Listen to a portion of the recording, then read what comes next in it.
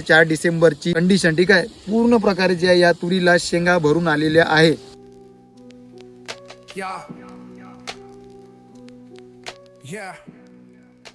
नमस्कार शेतकरी मित्रांनो, सगळ्यात प्रचलित जे आजकाल आपण वाण ऐकत आहेत तुरीबद्दल म्हणजे पंचांग, यांचं नियोजन काय, आतापर्यंत खत व्यवस्थापन काय केलं, फवारणी व्यवस्थापन कसं केलं किंवा लागवड कशी केली, सगळ्या गोष्टी आपण शॉर्टकट मध्ये त्यांच्याकडून जाणून. त्यानंतर जर तुम्हाला याचं बियाणं सुद्धा लागणार त्याची सुद्धा तुम्हाला डिटेल मी पूर्ण सहित या व्हिडिओ मध्ये देणार. तर नमस्कार, अतुल काजी पुसनेर. हे शेत आहे, किती एकराचं शेत आहे, बियाणं सुद्धा महत्वाचं आहे ना, शेतकऱ्यांना माहित पडलं पाहिजे की 11 किलो बियाणं लागलं याच्यात. लागवड कशाने केली आहे, हे बाया लावूनच लावली होती. व्हेरायटी तुम्ही पहिले शेतकऱ्यांना सांगा. पंचगंगा आहे. आणि काय किलो तुम्हाला याचा रेट काय लागला होता बियाण्याचा, लागवड केल्यानंतर बाकी शेंडे खुडणी वगैरे नियोजन कसं केलं, शेंडे खुडणी केली पूर्ण केली याची. नाही का? नाही. तुम्ही याला तोरंबे बघू शकता, किती जबरदस्त तोरंब्या बनल्या बघा.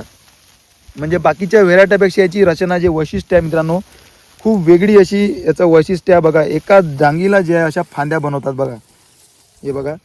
आणि याला दाणे सुद्धा तुम्ही बघू शकता. बिलकुल जे काही बाकीच्या व्हेरायटी तुम्हाला मी दाखवणारच आहे व्हिडिओमध्ये, त्या व्हेरायटीला 3 दाणी, 2 दाणी, 4 दाणी हे जास्त दिसतात, ठीक आहे. 4 दाणी तर खूप कमी, पण या व्हेरायटीला तुम्ही बघू शकता 5 दाणी तुम्हाला, हे बघा 1 2 3 4 5 आणि 5 आणि 4 दाण्यावाल्या शेंगा तुम्हाला यामध्ये जास्त दिसणार आहे. हे या व्हेरायटीचं वैशिष्ट्य. तर बाकी नियोजन सांगण्यात आल्यावर तुम्ही यामध्ये खत व्यवस्थापन काय प्रॉपर जर असलं तर अजूनही यापेक्षा जबरदस्त आपण घेऊ शकतो, म्हणजे आपल्याला समजू शकते, ठीक आहे. फवारणी व्यवस्थापन मित्रांनो, जे काही व्यवस्थापन आहे हे अशा प्रकारे, आणि खत व्यवस्थापन, जे काही लागवड आहे, जे काही फवारणी व्यवस्थापन एकदम साध्या सिंपलमध्ये आहे, जे एक पारंपरिक शेतकरी करते, ठीक आहे. जर चांगल्या रीतीने तुम्ही चांगले बेड, त्यानंतर खत व्यवस्थापन चांगल्या रीतीने, फवारणी व्यवस्थापन चांगल्या रीतीने केलं, किंवा जे काही ड्रीप आपण टाकली, तर नक्कीच यापेक्षाही चांगलं येऊ शकते, ठीक आहे.